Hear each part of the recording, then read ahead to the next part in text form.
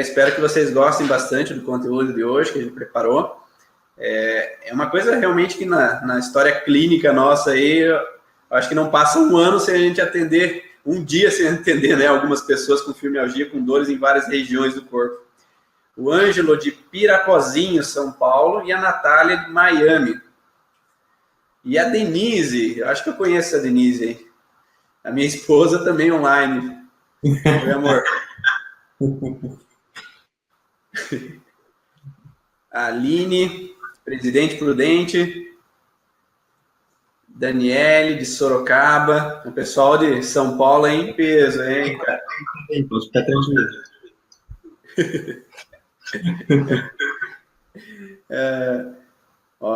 Quem for entrando aí vai se apresentando para a gente saber com quem que a gente está falando também. Olha, a Elise de Bogotá, Ricardo, na Colômbia. Vamos passar informações aí, Miami, Bogotá. Cheio de gente.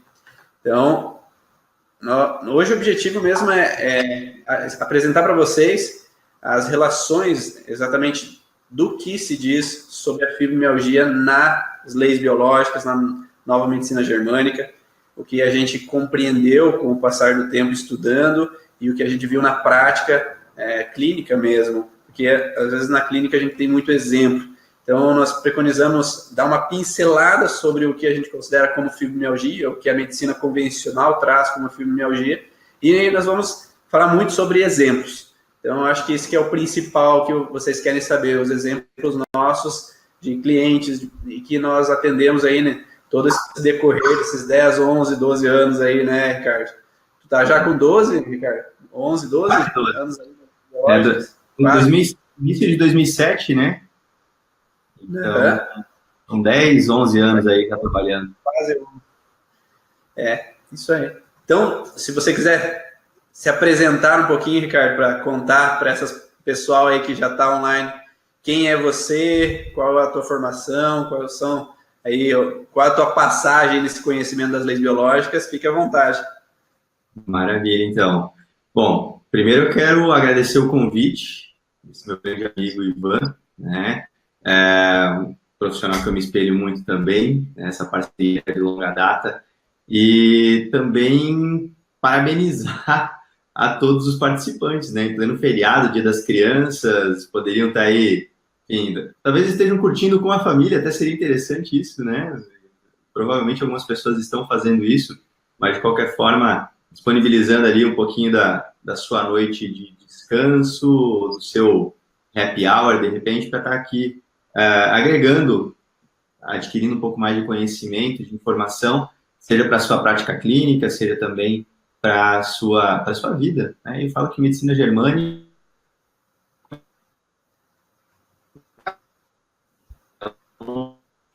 parabéns. E como o Ivan, eu sou formado já há 12 anos e desde o início da minha carreira eu comecei com a parte de terapia manual voltada à osteopatia, logo conheci a minha fisioterapia, logo na sequência me entrei também a primeira turma de leitura biológica aqui no Brasil, foi quando eu entrei em contato com as leis biológicas do Dr. Hammer, isso em 2007, iníciozinho de 2007 aí, e de lá para cá a minha vida mudou completamente, né? A micro já dá uma guinada e uma mudança muito grande, já faz a nossa cabeça ferver bastante, e aí depois com o Dr. Hammer, muita informação coerente, muito processo de doença sendo entendido, né? Na verdade, eu nem gosto muito de usar esse termo hoje, né? Mas muitos sintomas, muitas reações sendo entendidas e automaticamente o resultado dos pacientes dentro da clínica aumentando cada vez mais. Então, sou muito grato ao Dr. Hammer, que infelizmente esse ano nos deixou, né? Mas a alma, o espírito, a energia dele prevalece e a gente vai continuar aqui nessa nossa missão, que é passar esse conteúdo. É isso aí.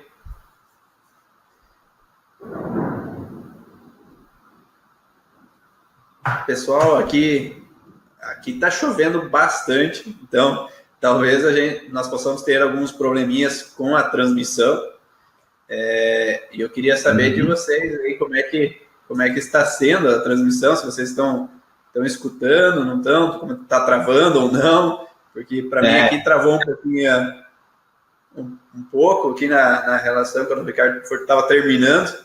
Como é que está para vocês? Vocês vão respondendo no chat aí, como é que está sendo o áudio, como é que está apresentando para vocês, se estão conseguindo ouvir direito. Beleza, Natália? Tudo normal? Você está me ouvindo, Ivan?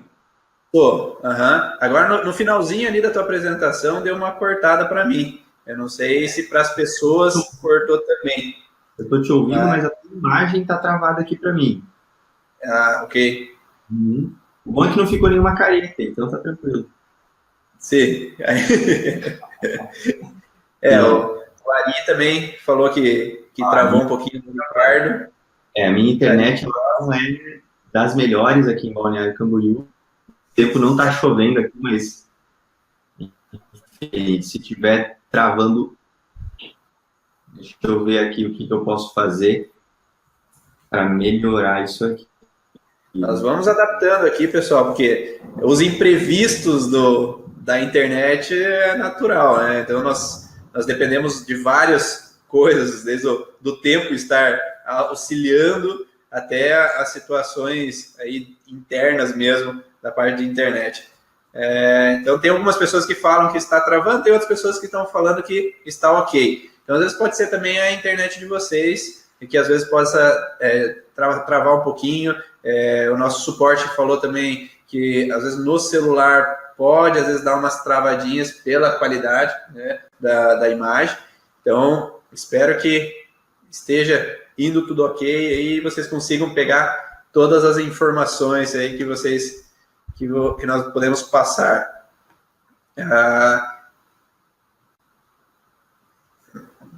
Então, eu vou falar um pouco da relação, né, sobre o que a medicina convencional, então, ela relaciona como fibromialgia. A fibromialgia, ela tem no nome, então, fibro, que vem da relação de fibrose, então é quando há uma fibrose já na relação muscular, de mio, então por isso que é uma relação muscular, então alterações em músculos, tendões, e algia está relacionado diretamente a dores. Então, fibromialgia representa as dores, os sintomas de dor na relação muscular, vinculada, então, de um processo fibrótico. Então, a musculatura já faz uma fibrose, causando, então, um pouco de dor, tensão em regiões específicas do corpo.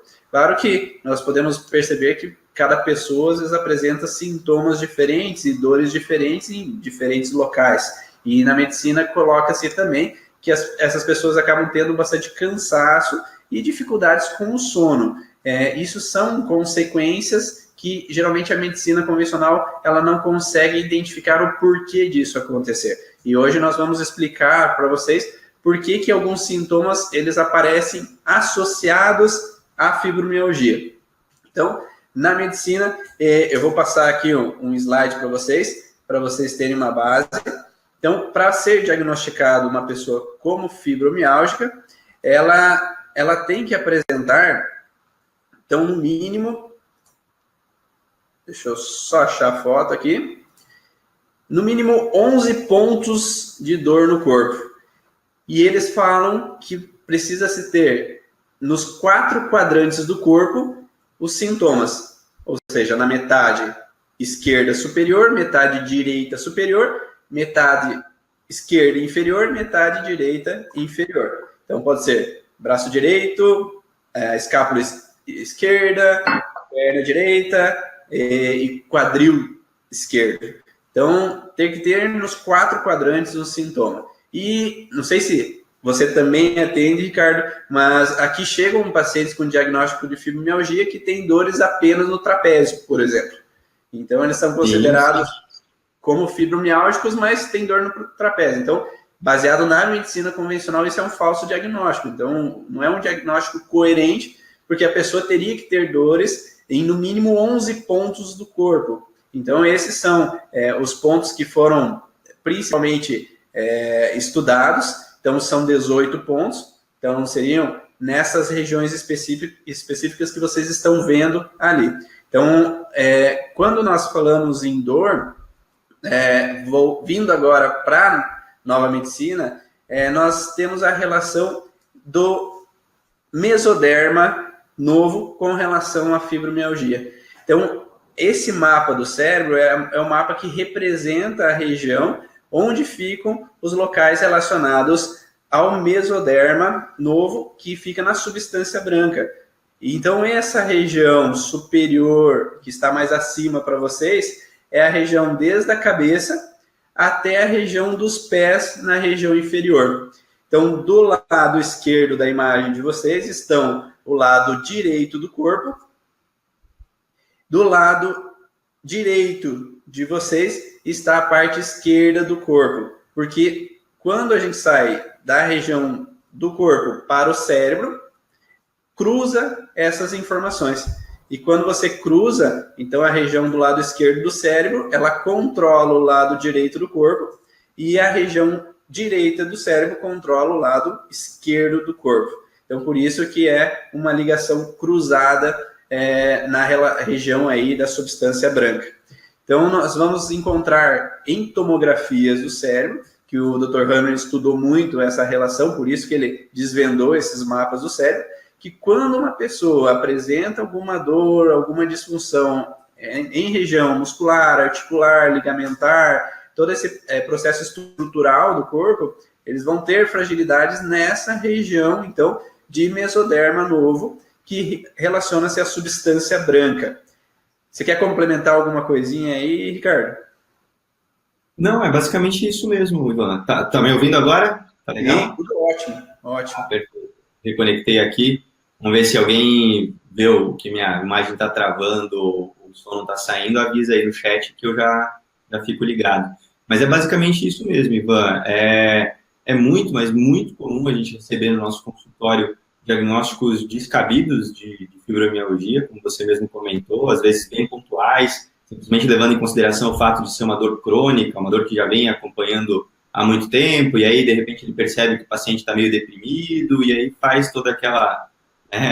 não só ligado à dor, mas ele acaba levando para esse lado. E a gente precisa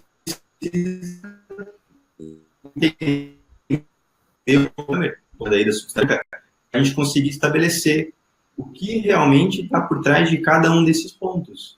Né? Independente de quantos pontos se apresentem, eu acho que até a ideia de desmistificar um pouco desse processo, porque a fibromialgia, para mim, é só um nome. O paciente vem para mim, eu tenho fibromialgia.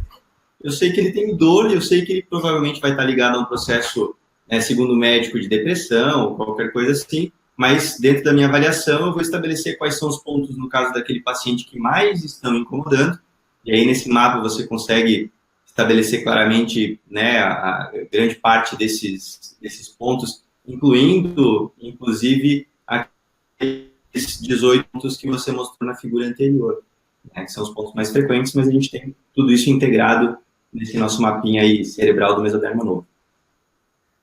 E eles falam exatamente que são 18 pontos principais, né? Mas em qualquer região você pode ter uma dor devido a alguma situação que você viveu, seja ela, e até na medicina fala-se bastante que a maioria dos pontos vem de, às vezes, processos emocionais, traumáticos, às vezes fisicamente, como um acidente, pode também gerar uma fragilidade, uma dor em regiões específicas, dependendo da intensidade, e também processos traumáticos emocionais que vão gerar essas fragilidades, então, em pontos específicos do corpo. Mas exatamente como o Ricardo estava falando, o que interessa realmente para nós é não saber o nome fibromialgia, porque isso não diz nada para a gente, porque cada paciente é único, cada paciente vem com uma história diferente. Então, se a gente não olhar para o paciente, nós vamos ter uma dificuldade, então, de diagnosticar exatamente o que ele está vivendo. Até porque, se um paciente vem com uma dor no braço e um outro vem com uma dor no quadril, são totalmente diferentes as situações. E assim como, provavelmente, você também encontre muito, Ricardo, essa relação de que, às vezes, tem algum paciente que, você na avaliação, você vai perguntar, quando começou essas tuas dores, então? mas uma dor no ombro direito começou há 10 anos, a dor no joelho começou há 5 e a dor na lombar começou há 30 anos. Então, não necessariamente todos esses sintomas têm o mesmo padrão emocional. Talvez a pessoa viveu situações diferentes que desencadeou cada um desses sintomas. Então, por isso que nós temos que ter em mente mesmo qual é a relação de cada um dos pontos. Entretanto, se vamos dizer que o paciente fala que os sintomas começaram todos no mesmo momento, daí você pode acender a luzinha para criar uma história do que aconteceu. Porque daí você sabe que a dor no ombro significa uma coisa, a dor na lombar significa outra, a dor no quadril significa outra coisa. Você pode criar, então, essa história completa aí do que o paciente tem vivido. Isso, Ricardo? Isso. Eu gosto muito de usar uma frase, Ivan, que nos dias eu me aposto. Se você sabe de quem é, eu sinceramente não sei, acabei nem pesquisando, mas é aquela ideia de que nenhum sintoma vem do nada e nenhuma região sofre por acaso. Eu repito isso para todos os meus pacientes. Então, cada caso é um caso, cada história é uma história e isso precisa ser levado em consideração sempre, né? Eu vi aqui o pessoal falando que está travando. Isso, eu ia perguntar mesmo pro pessoal, como é que tá indo aí, pessoal, que como teve 3 na sequência que falou que está travando, qualquer coisa a gente dá uma pausa aqui para todo mundo dizer que está indo bem, para daí voltarmos a falar as partes importantes mesmo, nós vamos começar a falar dos exemplos. Então, queremos que todos estejam conectados aí para saber. Uhum. Ô, meu professor Hernani, tudo bem? Ô, Ari. Tudo bem, tá perfeito, não travou nada. Tem bastante pessoas aí que tá falando que tá tudo bem. Então, às vezes pode ser mesmo a internet de vocês que possam estar tendo alguma dificuldade. Então, vamos continuando.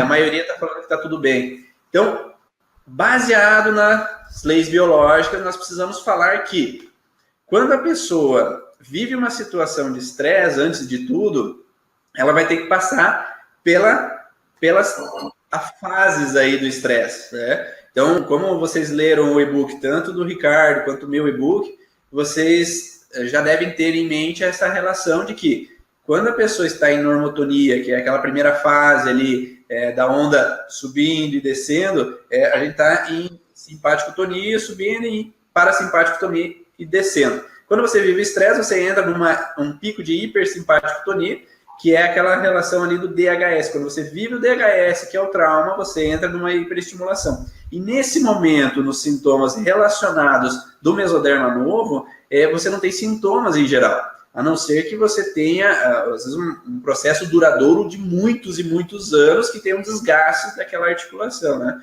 Mas o sintoma, geralmente, ele vai aparecer quando você entra na fase de resolução do conflito. Então, é quando você sai do estresse, quando você consegue resolver aquela situação, seja por uma situação de você conseguir confrontar, se opor, ou deixar para lá aquilo que aconteceu, ou você conseguir realmente usar uma terapia que possa fazer você ressignificar aquela informação, para que você saia daquele estresse. E quando você entra nessa fase de hipersimpaticotonia, vamos voltar ao processo. Então, como eu falei para vocês, esse processo de parasimpaticotonia é o que vai trazer o sintoma. Depois do parasimpático, tem a fase, então, da crise epileptoide e entra na cicatrização. Em tese, é nesse ponto da fase de cicatrização, que é logo depois do crise epileptoide, que vai começar a aparecer os fibromas. Então, essas alterações musculares são nesse momento que vão ser desencadeadas, provocando, então, os sintomas relacionados à fibromialgia. Você quer complementar alguma coisa, Ricardo?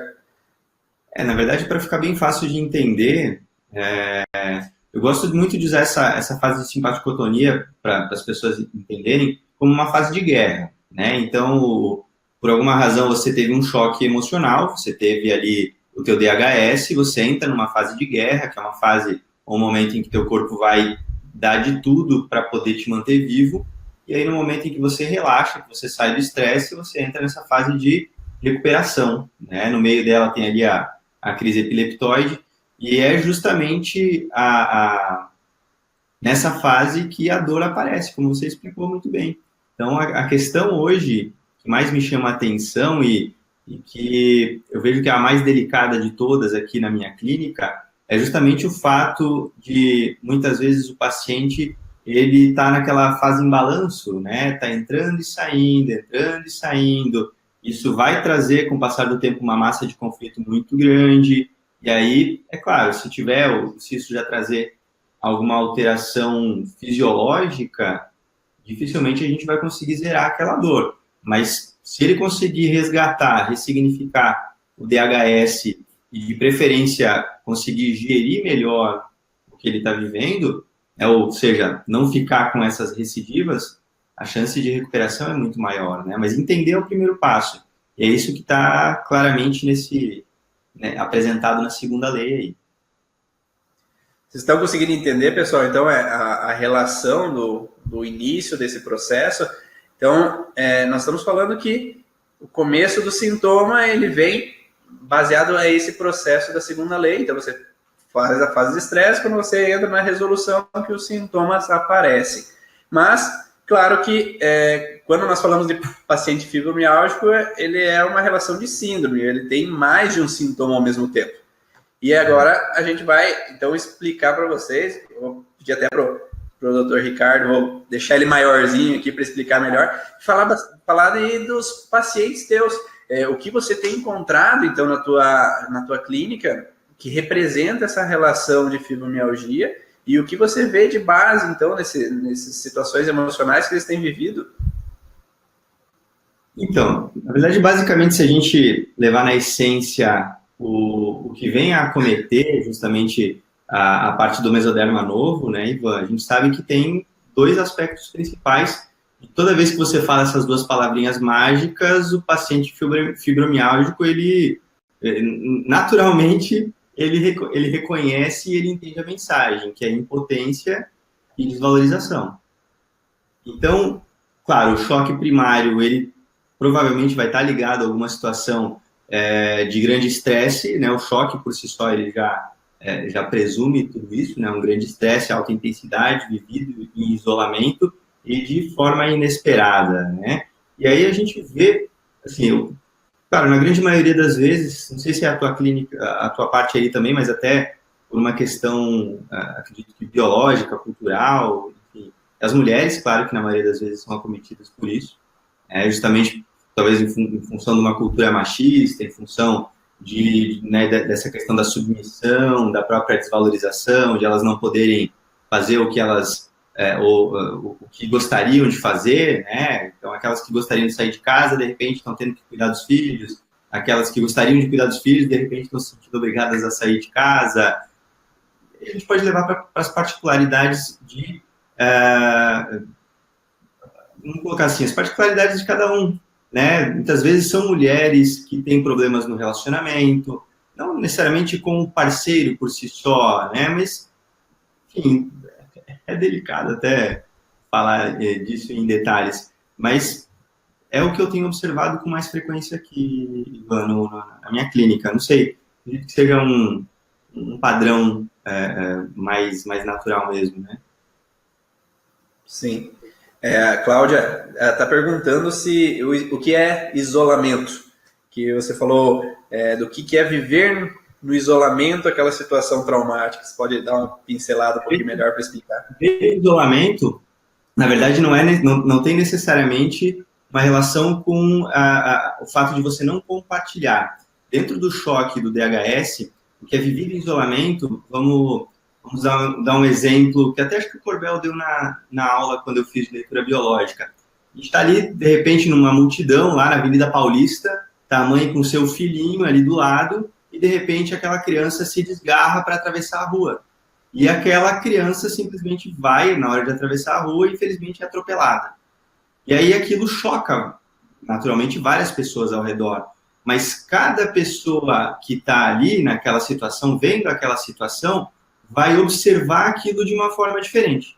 Então, a mãe, por exemplo, ela vai ter um sentimento único que ninguém mais ali ao redor vai ter, porque é o filho dela. De repente, se tinha ali o pai, se tinha, sei lá, a vovó junto, a percepção vai ser diferente também. Se tinha, de repente, uma outra pessoa ali que já tinha perdido o filho, já tinha passado por algum outro susto parecido, ela vai ter de novo um outro choque, mas a percepção vai ser diferente. Então, o vivido em isolamento é quando aquela situação, por si só, mesmo sendo vivida em grupo, ela é pertinente somente a você.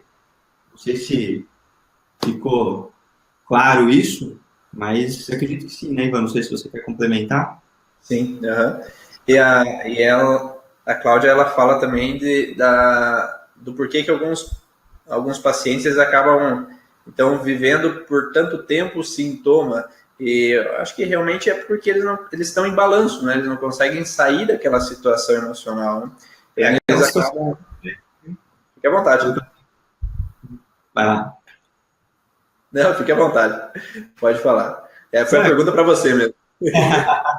Não, mas é aquela situação que se repete. Então, depois que você tem o choque primário, DHS, você naturalmente vai passar por aquelas duas fases ali, mas quando acontece de você, antes de finalizar o ciclo de reparação, de voltar lá no final para a normotonia, de você voltar para o conflito, e voltar para o conflito não necessariamente é você ter um novo DHS. Você tem um trilho, um track, um gatilho, quando você faz uma releitura, ou seja, a tua mente tem uma lembrança, tem um registro daquele contexto primário em que aquele choque aconteceu. Então, todas as vezes posteriores a essa, em que a tua mente se conecta por alguma razão, às vezes é um item, às vezes é não precisa ser uma reprodução totalmente fidedigna, mas tem sempre alguns itens ali que remetem a tua mente àquela situação primária, você naturalmente volta para a fase ativa. E aí, claro, saiu daquela situação, vai passar de novo pela segunda fase, e aí a dor vai prevalecer.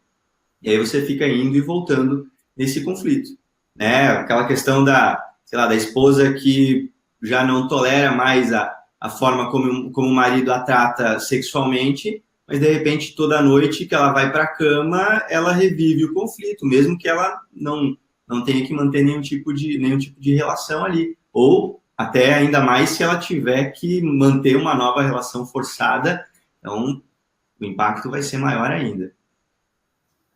É isso mesmo.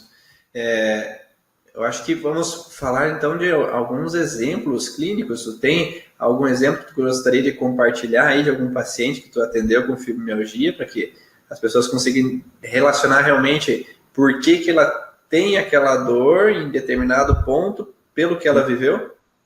Sim. Tem que dar são tantos pacientes. Vou comentar a respeito de um que veio agora nessa última semana aqui na clínica, que é uma mãe, até uma mãe jovem, nos seus 35 anos de idade, mas ela teve a perda do irmão dela de uma forma repentina há alguns anos atrás. E como eram só os dois, né, ela e o irmão que cuidavam dos pais, aquela história toda, ela teve o choque, né, vivido em isolamento, da forma dela, de uma forma inesperada, enfim, preenche todos os requisitos, e a partir daquele momento, o que aconteceu? Ela começou a assumir toda a responsabilidade em relação à família dela. Ela, as duas filhas, o marido, mais os pais. Então, toda vez, desde aquele momento em diante, toda vez que ela se coloca numa situação em que ela não tem o que fazer, e naturalmente, não sei se você vai concordar comigo, Ivan, acredito que sim, são pessoas que passam, se já não tinham isso na essência comportamental delas, mas são pessoas que passam a buscar um controle da situação, são pessoas muito rígidas, são pessoas num grau de perfeccionismo, né? São pessoas que procuram, assim, se cobram muito, porque naturalmente quando ela deixa de se cobrar ou quando ela, em algum momento, permite que alguma outra pessoa faça aquilo, na cabeça dela, o risco de aquele primeiro choque voltar a acontecer é iminente. Então, ela acaba todos os dias assumindo a responsabilidade de todo mundo em casa, se sente impotente, não cuida dela, enfim. Então, é algo bem importante que ela precisa entender, ela precisa sair desse ciclo vicioso, precisa ressignificar a informação lá atrás para que a gente consiga livrar ela completamente das dores. E falando sobre essa questão de cuidados, muitas mulheres acabam trazendo essa relação de cuidar dos outros, né? De se sentirem-se responsáveis para dar suporte a todo mundo ao redor delas. Principalmente eu vejo algumas mulheres que na infância tiveram irmãos mais novos que acabaram assumindo aquela responsabilidade para cuidar daquele irmão mais novo. Eu tive uma paciente uma vez que ela se sentia responsável pelo irmão porque em um determinado momento, quando ela era criança, tinha 7, 8 anos de idade, e ela tinha que cuidar daquele irmão dela, e ela, em algum certo momento, ela tropeçou e derrubou aquele irmão, né, dos braços dela. Então, a região de frustração é exatamente sobre os braços, porque ela se sentiu impotente de segurar aquele irmão. Então, ela não pôde proteger e evitar que ele caísse e se machucasse naquele momento. A partir de então, ela acabou trazendo uma sensação que ela tem que ser capaz. Então, essa questão de ter que ser capaz acaba fazendo com que ela se cobre a tal ponto que ela tem que cuidar de todo mundo ao redor. Então, quando ela tem os filhos, quando ela tem a casa dela, depois quando tem os netos. Então, sempre vai passando para outras pessoas esse senso de responsabilidade, de cuidado com os próximos ali ao redor. E isso foi reativar em um determinado momento, quando ela estava no hospital com a mãe dela, no leito de morte, e ela estava segurando a mãe dela quando ela morreu nos braços dela. Então, novamente, ela se sentiu impotente perante os braços de acolher a mãe, proteger e evitar que a mãe sofresse ou morresse naquele momento. Então, isso pode se desencadear as dores, então, na região de ombros, a região, às vezes, do pescoço, dependendo da posição que aquela mulher estava perante ao momento, ou mesmo a lombar, né, a região das costas, a musculatura das costas, dependendo da posição que ela estava segurando a mãe. Então, essa impotência em segurar, em manter a mãe presente naquele momento, reativou a lembrança do irmão que naquele momento da infância ela não foi capaz de proteger. Então, sempre que ela tem esse contexto de medo de ser incapaz, né? Como o Ricardo falou, as situações de impotência e desvalorização é o que pega essa região muscular. Então, quando ela entra nesse padrão de novo de impotência, ela entra de novo na frustração. E lembrando, né? A gente não é capaz de tudo, né? A gente não dá conta de tudo. Então, essas pessoas que acabam se sentindo responsáveis, elas acabam querendo proteger tanto os outros que esquecem que os outros depende deles mudarem, né? Então a gente pode dar o conselho, pode dar a opinião, mas a gente não pode obrigar os outros a serem do jeito que a gente quer, né? Elas acabam vivendo a vida dos outros, né? Elas deixam de viver a vida delas e acabam vivendo somente em função dos outros. Eu lembrei agora de um caso de um paciente que ele teve uma situação trágica e, enfim, paciente novo também, seus 35, 40 anos de idade, e ele foi pescar com o pai e o irmão, e aí lá pelas tantas, não lembro o que aconteceu, se eles brincaram, se de repente a maré mudou, o vento, mas de qualquer forma o barco virou. E aí quando o barco virou, o pai dele ficou perto dele e o irmão também. Mas aí o irmão, como era mais novo, o pai, né, já um senhor de idade, o pai, ele nadou, segurou, ele fala, ele conta essa história, e imagino o filme que passa na cabeça dele também, né, mas ele segurou o pai, mas ao mesmo tempo que ele segurou o pai, ele teve que decidir, ou era ele vivo, ou eram os dois mortos. E aí ele teve que, o pai, enfim, pedindo para ele, me larga, ele acabou tendo que largar o pai para garantir a sua própria sobrevivência. Imagina, né?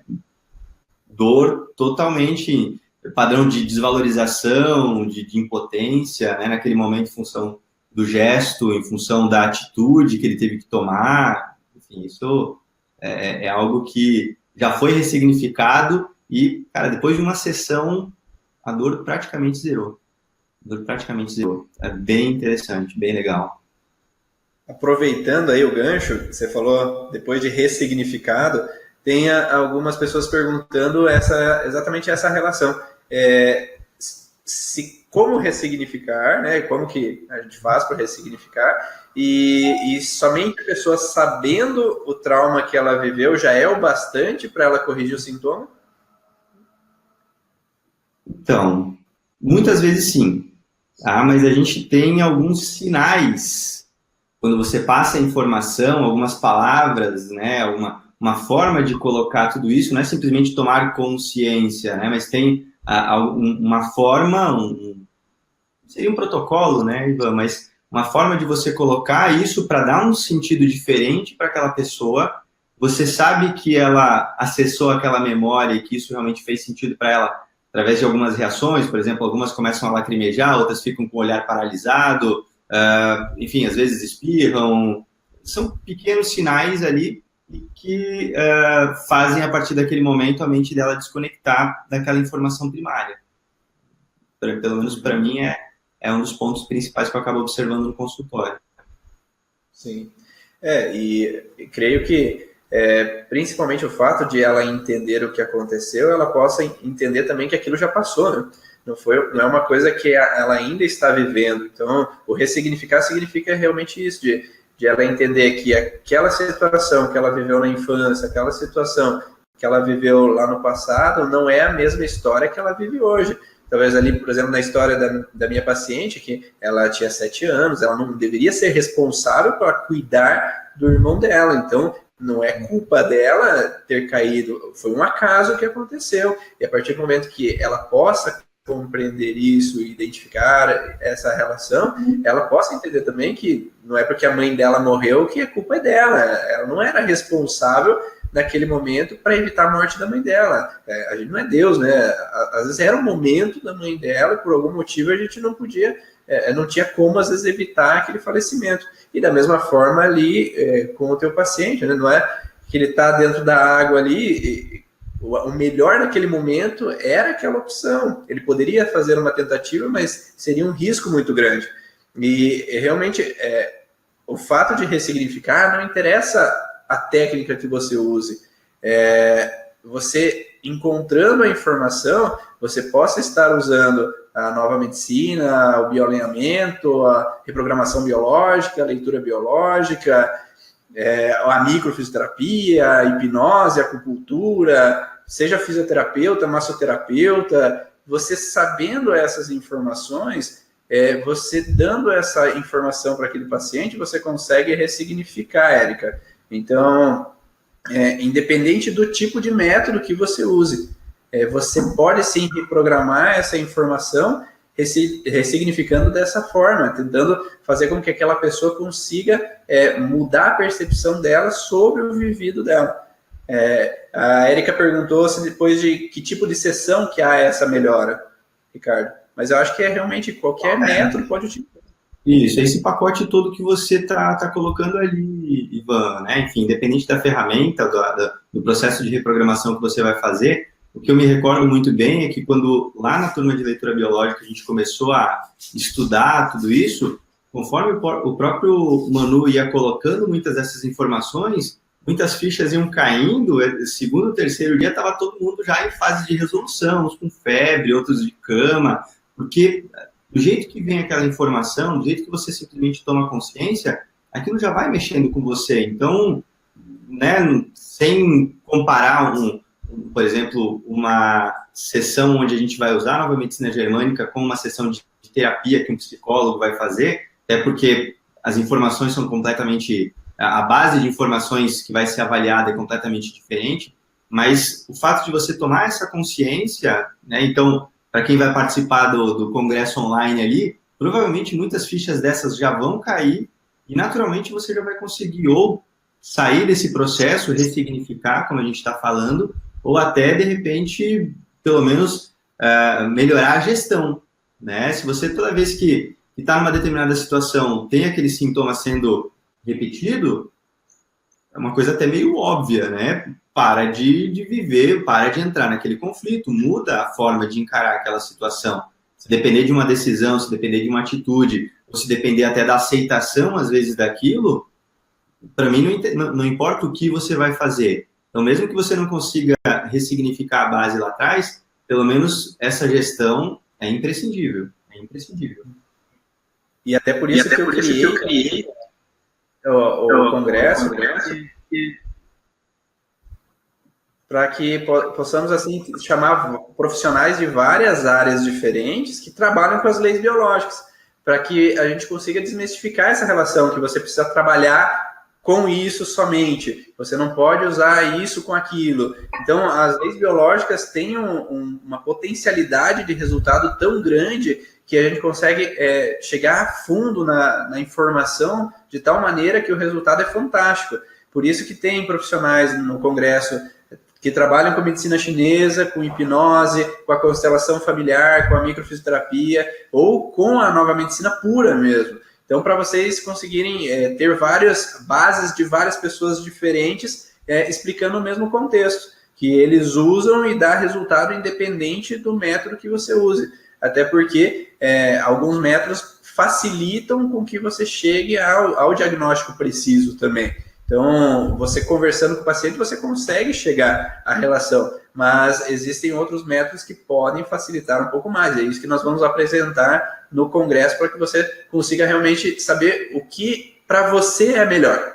Porque cada pessoa se adequa a situações diferentes, a métodos diferentes. Então, o fato de você se adaptar melhor com um do que com o outro, isso vai facilitar, então, que você chegue na informação mais precisa. Tinha uma pergunta também aqui, deixa eu olhar aqui. A Cláudia, ela pergunta, ela fala que realmente tem alguns casos que a pessoa às vezes tem aquele medo tão intenso dentro dela que isso impede com que ela saia do processo. Acontece alguns casos realmente que a pessoa às vezes tem mais dificuldade em sair do processo e sair desse sintoma realmente. E por isso que nós estamos falando que existem alguns métodos que auxiliam nessa ressignificação. Você quer dar uma pincelada um pouco sobre isso, Ricardo? Que realmente você deve ter tido alguns pacientes que foram mais difíceis de você conseguir reprogramar a integração, né? Não vejo dúvidas. Mas aí é que entra a importância de você ter essas outras ferramentas, né, Ivan? Então, eu uso a micro, uso ferramentas de PNL, uso hipnose, enfim, eu uso um arsenal aí para poder, naquele momento, através da necessidade de cada paciente, acessar aquela informação, buscar acessar aquela informação da forma mais cabível para ele. Então, às vezes, é um trabalho de detetive, né? Você vai... Até porque a tendência do paciente é que ele, na maioria das vezes, fuja daquela informação. Ou porque, até para ele, aquilo não faz muito sentido nesse momento. Ou, de repente, o medo é tão grande que ele acaba fugindo. Ele dá voltas na história, mas não chega na raiz do problema, né? Então, a ideia, né, até a Cláudia está falando aqui, que fez a micro, mas ele tem medo da micro. A ideia é que a gente busque uma outra forma, ou que ele comece a estudar. Então, assistir o congresso já seria um bom começo, né, Ivan? Para que ele, de repente, consiga entender um pouco melhor tudo isso e, da mesma forma, buscar alguma outra ferramenta. A gente tem, assim, ferramentas fantásticas hoje, complementares, para poder ajudar nesse processo como um todo. Com certeza. E eu acho que é exatamente esse complemento, né? Então, um método complementa o outro para potencializar e chegar mais a fundo ao resultado. Né? Então, nós fugimos um pouquinho do assunto, mas falando um pouco na relação de ressignificação, vamos dar uns outros exemplos aí, né? Com relação ao que o Ricardo falou antes no começo, eu tendo várias mulheres que têm essa bendita da fibromialgia. E eu não sei se você observou, Ricardo, mas provavelmente sim, né? Depois dos 50 anos começa a ter dor. O que acontece nesse maldito 50 anos, será, hein? Então, as mulheres dessa faixa etária para cima, elas são as principais, as que sofrem, né, com tudo isso. É muito mais frequente, sem sombra de dúvidas. Mas eu acho que tem muita relação, provavelmente, com esse conflito em balanço, né, Ivan? Acho que chega um momento que o ciclo como um todo ele está tão pesado que o sintoma fica bem mais evidente. E o que a gente observa principalmente é que quando nós vamos buscar as informações, o que começa a acontecer? Nós falamos antes que a pessoa sai do estresse e por isso o sintoma aparece. E o que acontece geralmente por volta dos 50 anos? A mulher, ela muda um pouco a sua personalidade. Então, tudo que ela aceitou durante a vida dela até então, ela passa a não aceitar. Por que isso? Porque muda os hormônios. Então, quando a mulher entra na menopausa, ela muda a forma de reagir às situações. Porque ela, em tese, ele baseado na nova medicina germânica, ela muda, ela diminui os hormônios femininos, e isso faz com que tudo que ela aceitava mais, uma personalidade mais feminina, de engolir o sapo, botar a goela abaixo, ficar quieta, não confrontar, agora ela passa a dizer não. Então, quando ela começa a dar limites ao seu parceiro, dar limites às outras pessoas, começa a colocar fora. Exatamente. Ela começa, então, a ter o sintoma, né? Porque ela começa, então, a sair do estresse. Então, quando ela começa a dizer não, ela passa, por exemplo, como foi o caso do Ricardo falou, ela passa a dizer não à relação sexual. Então, talvez ela não quer mais ter a relação. Ela não está afim, ela não sente a vontade. Comum aqui, não sei se é em função de eu estar aqui em Balneário Camboriú, as pessoas vêm naturalmente de fora, vêm com esse propósito de mudar a vida, ou se aposentam e vêm morar para cá, né? Mas é muito comum que muitas dessas mudanças acabem vindo também ou culminando na separação. Isso tem sido realmente muito... né? E aí aquelas que ainda estão, por alguma razão, ainda resistindo, ou se sentem dependentes do parceiro, ou, enfim, tem algo que ainda os prenda a eles, naturalmente elas acabam levando essa dor por muito tempo. Mas quando ela começa realmente a negar, a se impor, né? Claro, eu brinquei falando ali das asinhas de fora, porque na verdade é isso que tem que ser feito realmente, né? Os sintomas, eles passam a prevalecer. Uma coisa importante, Ivan, que eu tenho sempre reforçado também aqui aos meus pacientes, essa coisa, até acho que a Cláudia até comentou ali do ter que piorar para depois melhorar, né? O piorar também é uma questão de ponto de vista, isso está muito relacionado às nossas crenças, né? Essa questão da piora como um todo. Se a gente começar a entender que aquilo é um processo de cura, na verdade você passa a deixar de ver aquilo como uma piora. Eu falo, quando eu, sei lá, estou resfriado, estou com uma febrinha, eu comemoro. Pode parecer meio idiota isso, mas eu comemoro porque eu sei que de alguma forma eu superei uma determinada situação de estresse, pequena, grande, e eu simplesmente estou ali numa fase de reparação. Então, que bom que o meu corpo reagiu a tudo isso e que bom que hoje eu tenho, tendo essa informação, eu tenho a possibilidade de, enfim, aceitar aquilo como fazendo parte da minha natureza e aí, claro, buscar a saída mais cabível. Com certeza. E falando então nessa questão que nós falamos de sexualidade, eu encontro aqui principalmente muitos casos de abuso sexual na infância.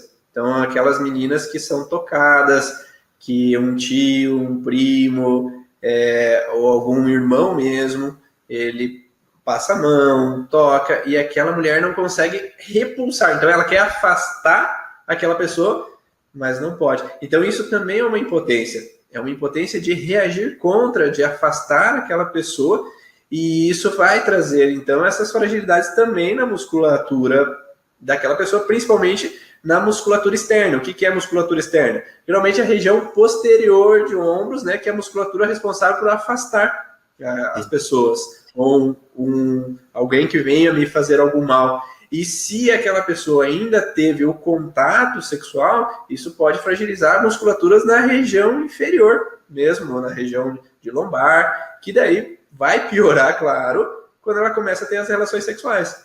Então, quando ela começa a ter as relações sexuais, vive uma situação com um parceiro, que o primeiro namorado trai ela, e daí ela se frustra sexualmente de novo. Daí o marido lá, numa época, começa a beber, e ela tem que se submeter, às vezes, ao ato sexual quando ele está bêbado e ela não gosta dessa situação, ou quando ela tem que fazer alguma coisa durante o ato sexual que ela não gosta, por exemplo. Então, isso também pode remeter a um abuso para ela, algum toque indesejado.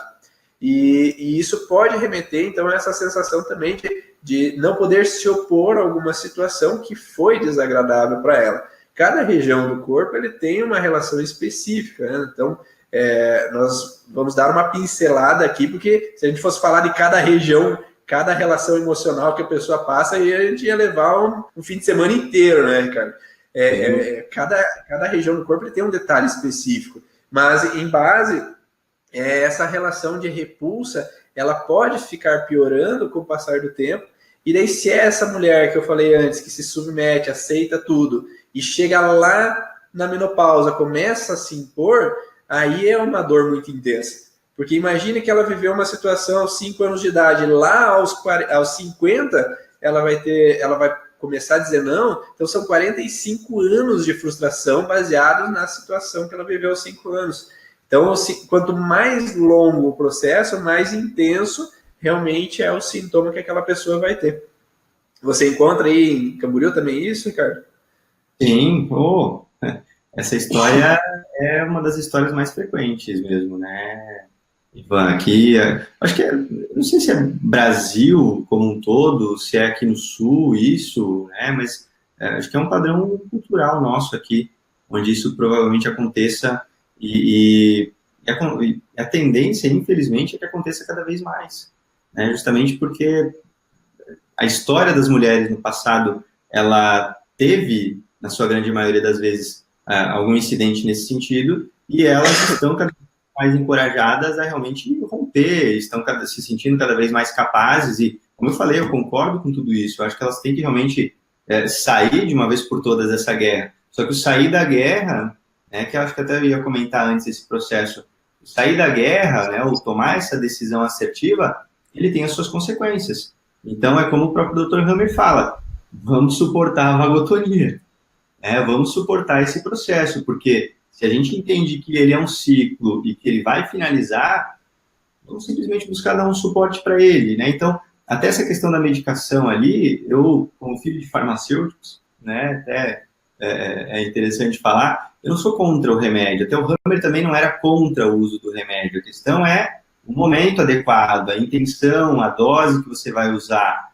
Será que você está usando uma super dosagem, né? Até em relação à dor, ele mesmo fala lá nos conselhos dele, para você usar um remédio para dor, se você realmente tiver uma dor limitante. Mas quando você tem consciência do remédio, da dose, né, do processo como um todo, isso fica muito mais fácil. Então, é esse o caminho.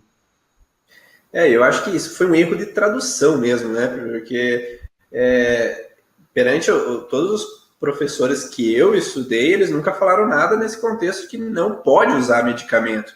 Eu vejo estudantes falando sobre isso, são realmente estudantes que foram ler ou ler algum artigo que falam que não pode usar medicamento, mas o Hammer, ele era médico. Nos livros dele está escrito que ele usava medicamento quando era necessário. E o que ele fala? Você pode evitar em alguns momentos, mas quando o sintoma é muito intenso, você não vai ficar sofrendo, né, com uma dor dilacerante, com um sintoma que te impossibilita de qualquer coisa. Você pode amenizar com outras coisas, como fala ali do gelo mesmo, que alguém comentou de colocar o gelo às vezes na cabeça, o Ângelo, né, na região do relé. Então você pode às vezes amenizar de algumas formas, mas em alguns momentos é tão forte o sintoma por essa duração, né, que foi o trauma, ou pela intensidade que o trauma foi, que evitar o medicamento nesse momento é fazer com que a pessoa entre num outro estresse, numa outra situação traumática, né, que é aquele ponto de dor. Então, talvez isso até iniba o processo de resolução por completo daquela pessoa. Sim, sem dúvida. Até porque a dor, muitas vezes, ela é realmente muito limitante, né? Até um relato de uma outra paciente que eu atendi na semana passada é de que todo mundo acha que a dor é da cabeça dela, né? Ninguém consegue identificar nada em exame nenhum, ela tem dores homéricas e simplesmente chegam para ela e falam assim, essa dor é da tua cabeça, como se ela fosse louca, né? Então, e aí ela entra de novo no padrão de impotência, né? Pô, ninguém acredita em mim, ninguém me valoriza, acaba seguindo adiante nessa fase PCL, nessa fase em balanço, né? Exatamente. Algumas perguntas nós não vamos conseguir responder, e até porque tem algumas perguntas que não tem a ver com o tema, tá, pessoal? Então, nós estamos direcionados à fibromialgia, a gente já foge um pouquinho aqui para responder algumas coisas relacionadas à fibromialgia, mas... Depois você vai passar ali o teu contato, pede para, acho que é a Cláudia também que está fazendo algumas perguntas ali, ela encaminhar para você aí as perguntas, né? Aí você com calma... Eu vou direcionar depois no chat, eu vou responder cada um, eu vou olhar cada uma das mensagens, tá? Não se preocupe, que eu vou olhar uma por uma e tentar responder o máximo possível. Se for alguma direcionada para o Dr. Ricardo, eu vou passar para ele. Mas, basicamente, o que a gente queria passar hoje é essas informações para vocês entenderem, então, esse contexto da fibromialgia, que é realmente essas dores que atrapalham, que são uma fase de resolução, mas que a pessoa não consegue sair desse processo. Você quer dar mais algum exemplo, Ricardo? Não, acredito que foi tudo comentado, né? Enfim, a ideia é essa, as pessoas precisam entender o processo, reconhecer o DHS seria o ideal nesse momento, mas se não houver essa possibilidade, claro que tem outras ferramentas que até auxiliam dentro da busca dessa informação, mas a questão da gestão, né? Pô, toda vez que eu estou passando por uma determinada situação, o sintoma ele piora, então, como o sintoma não vem do nada, fica atento a isso. Qual que é o fator né, particular que toda vez acaba desencadeando esse processo? É aquela ideia também de que nem sempre a situação ruim ela vai já logo na sequência trazer o sintoma, até porque, como na fibromialgia, participação especial aí atrás, como na fibromialgia a gente tem o sintoma na fase pós-conflitual, então, normalmente, as dores começam a aparecer logo depois que uma situação boa acontece, depois que ela resolve, depois que ela supera uma determinada situação. Então, é isso que a gente precisa começar a entender. Então, nem sempre, quando eu falo em choque, o sintoma ele vem logo na iminência do choque. O câncer do Hammer, ele veio no período depois do choque do filho dele. Então, é mais ou menos por aí, né? Exatamente. Quando conseguimos compreender um pouco mais essa relação, claro que quando nós atendemos o paciente com fibromialgia, ele tem aquela dor, ele saiu do processo, mas se o sintoma não saiu completamente, realmente é porque ele não consegue sair do processo, porque tem alguma coisa que ainda traz ele de volta, que é o que o Ricardo falou antes dos track, do trilho do conflito, que alguma coisa ainda é reativa. Então, sabendo identificar esses trilhos, nós conseguimos, então, relacionar o porquê que ele ainda não sai, para daí conseguir ressignificar essas alterações. Mas nos próximos vídeos aí no congresso, vocês vão entender um pouco melhor. Nós não vamos conseguir falar tudo hoje aqui, né? Então, nem é esse o objetivo, porque um curso sobre as leis biológicas é muito grande, é muita informação. Então, o objetivo é dar umas informações para vocês entenderem o princípio. E gostaria de agradecer o Dr. Ricardo aí pela presença. Obrigado. Foi de grande valia. Eu acho que as informações são muito interessantes. E se você gostaria de apresentar o gatinho aí, que as pessoas estão perguntando quem que é ele. Eu tô com os dois aqui, ó. Tem o pretinho aqui. E tem um outro aqui também, olha aqui. Aqui é a Cristal, que não quer participar. E a Pretinha, na verdade eu tenho que me adaptar agora em chamar de Pretinha. Ela foi para castração esses dias como Pretinho, agora 10 dias atrás, e ela estava numa crise de identidade, a gente descobriu que era ela e não ele, né? Mas está aí caçando uma mosquinha. Então, assim, eu também gostaria de agradecer a participação, a presença de todos aqui. Me coloco também à disposição, tem minhas redes sociais, até depois posso deixar, mas o meu Facebook é Dr. Ricardo Hoffman, meu Instagram também é @Ricardo Hoffman, tem, enfim, meu site, que é o www.microfisioterapia.com, é onde eu falo a respeito do meu trabalho. Mande e-mails, o e-mail é contato@microfisioterapia.com e a gente está junto aí sempre para ajudar. Não sei se você me permite para falar um pouco a respeito do Meeting, Ivan. Tá? Ele já está aí para as pessoas enxergarem. Exatamente. Então, o Meeting, eu tenho um projeto, uma missão de vida, como a gente vinha falando antes, que é passar também grande parte dessas informações para as pessoas. E eu gosto de trabalhar com todos os pilares de uma vida longa e saudável. Então, eu falo em alimentação, claro, não faço em consultório prescrição dietética, porque não me cabe, mas eu acho que todo profissional da área da saúde, ele deveria entender um pouco mais também da relação com a alimentação, com poluição eletromagnética, ambientes tóxicos, física quântica, crenças limitantes. Então, eu tenho um evento, o qual eu sou idealizador, ano passado foi a primeira edição, chama Saúde e Vida Longa, ou Meeting Saúde e Vida Longa, onde eu trago vários profissionais. Esse ano a gente vai ter a presença da Susan Andrews, que é uma psicóloga formada em Harvard, americana, muitos de vocês já devem conhecer. Ela trabalha com a biopsicologia ou com a ciência da felicidade. A Eleanor Luzes, que é uma psiquiatra muito à frente do tempo, ao meu ver, que já trabalha com a base de medicina germânica há pelo menos 20, 30 anos aqui no Brasil, e é uma desbravadora, uma guerreira falando a respeito de tudo isso. Vai ter também um iridologista, naturopata, vai ter um médico que trabalha com homeopatia e antroposofia, e vai ter uma nutricionista além de mim, né, que vou estar fazendo a conexão de tudo isso. O grande diferencial é que esse é um evento que ele justamente é voltado para o público em geral. Então, claro, profissionais da área da saúde são muito bem-vindos, mas a ideia é fornecer, passar essa informação para as pessoas, né, para trabalhar as pessoas. Então, é um evento meio que em imersão, vão ter as palestras, vão ter algumas dinâmicas, algumas vivências, para que a gente consiga já ressignificar, né, já que a gente falou tanto de ressignificação aqui, para que a gente tenha uma possibilidade maior de ressignificar alguns desses aspectos e que dali para frente as responsabilidades sejam assumidas e os resultados sejam diferentes. Então, www.saudeevidalonga.com.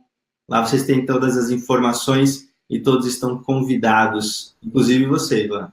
E aproveita para vir aqui, vai ser verão, 2 de dezembro, Balneário Camboriú, calorzinho. Exatamente. Isso aí. Vamos curtir a praia. Isso. Pessoal, vamos fazer uma enquete agora com vocês. Tem muita gente falando que travou, que teve dificuldade. E aí, vocês querem o replay? Então, 2 opções. Nós vamos liberar ou um ou outro horário, sábado ou domingo. Nós vamos liberar em um horário específico a palestra de novo para vocês poderem assistir completa, sem travar dessa vez, para que vocês consigam assistir ela inteira, tá? Como eu falei para vocês, tá chovendo muito aqui, acabou de dar um trovão aqui que tremeu os vidros do prédio. Então, vai ser liberado, então, ou sábado ou domingo. Veja ali na enquete, clica sábado ou domingo, e daí nós vamos mandar um e-mail amanhã para vocês, para avisar o horário que vai ser liberado esse replay. Tá? E para assistir o replay, vocês vão ter que entrar antes da sala, né? Então, de preferência aí, deixem uns 10 minutinhos, 5 minutos antes, ligado já, para vocês conseguirem assistir desde o começo essas informações. Então, nós vamos passar de novo. Então, pelo fato de realmente ter tido algumas dificuldades no meio, tem bastante gente falando de ter travado, e para quem, então, não conseguir ainda esse contexto de assistir no sábado ou domingo, até porque vai ser aí a passagem aí do feriado, às vezes vão estar viajando, vão estar passeando. A outra opção que nós temos é a área de acesso Platinum do Congresso. Então, nessa área de acesso Platinum, como eu falo nos vídeos, todo o processo, todos os vídeos do Congresso em si, do dia 24 a 28 de outubro, eles vão ser online e gratuitos, nos horários específicos. Lá durante o congresso não vai ter replay. Então, você vai assistir na hora. Então, você tem que acessar então, uns 10, 5 minutos antes a palestra para conseguir assistir desde o começo. Porque a partir do momento que nós vamos lançar a palestra, vai começar ali e não vai ter como voltar. Então, se você chegar, por exemplo, começa a palestra às 2 horas em ponto, você chega às 2h30, você vai perder metade da palestra. Então, a maioria das palestras estão em torno de 40 a 60 minutos. Então, você tem que estar lá um pouco antes para conseguir acessar. Então, durante 24 a 28 de outubro, vai ser gratuita essas palestras, porque tem muitas pessoas me perguntando isso.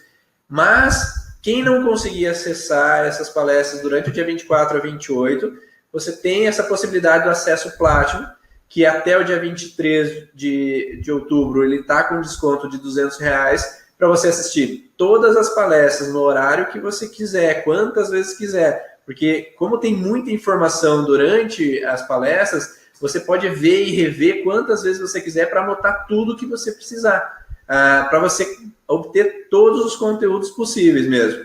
E todas as palestras você vai ter, então, o certificado do congresso, você vai ter a possibilidade de um acesso a uma área exclusiva no Facebook, que vão ter, então, alguns profissionais, palestrantes, para responder algumas perguntas, e nós vamos estar passando algumas informações, artigos, vídeos, talvez o Ricardo vai divulgar um pouco mais o Meet lá também, para vocês saberem quem são os profissionais que vão estar presentes no Meet. E vai ter também alguns profissionais disponibilizaram alguns vídeos bônus. Então, são videoaulas bônus, que muitas delas não condizem com as leis biológicas, por isso a gente não colocou dentro do congresso, mas são processos que vão potencializar o resultado dentro das leis biológicas, que são métodos que vão ressignificar. Então, ali vão ter alternativas para você ressignificar tanto o trauma com uma criança, às vezes durante ela estar dormindo, você conseguir falar para ela como falar com aquela criança dormindo para ressignificar o trauma, até abordagens de como você pode ressignificar o trauma. O Dr. Emanuel Corbel ele vai falar também da grade de lealdade familiar, de como você consegue identificar as personalidades do primeiro filho, segundo filho, terceiro filho, e assim como as informações de que cada signo astrológico tem um perfil de personalidade diferente, então você consegue ter mais informações para você tratar aquele seu paciente. E tem algumas outras informações de cada método, então algum método do bioalinhamento, a Vera Bong vai falar, então, algumas informações que são direcionadas do trabalho deles, que é exclusivo deles, para você poder aprender. Então, eles só dão isso no curso deles e eles vão disponibilizar no congresso também, se você tiver interesse nesse acesso Platinum, então.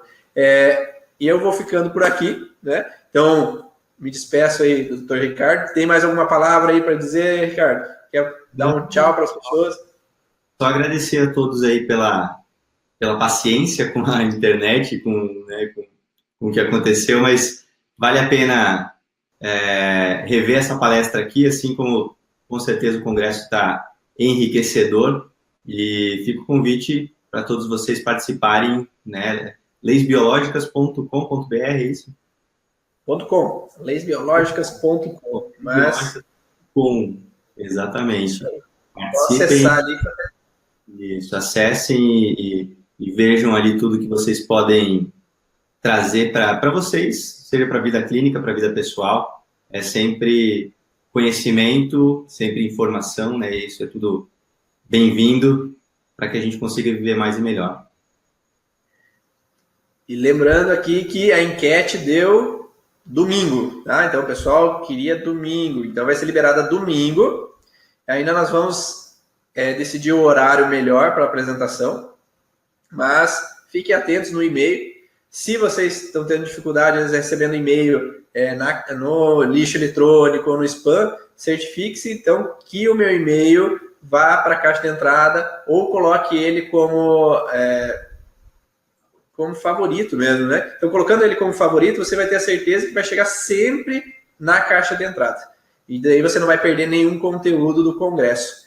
Então, eu me despeço aqui. Amanhã nós mandamos no e-mail para vocês qual vai ser o horário da palestra no domingo. E lembrando que quinta-feira que vem é sobre síndrome do pânico. A doutora Roberta Rocco e eu vamos falar, então, quais são as causas da síndrome do pânico. E ela vai contar as vivências dela, o que ela passou na vida dela, as experiências clínicas, explicando um pouco mais sobre isso. Então, eu vejo vocês na semana que vem. Tchau!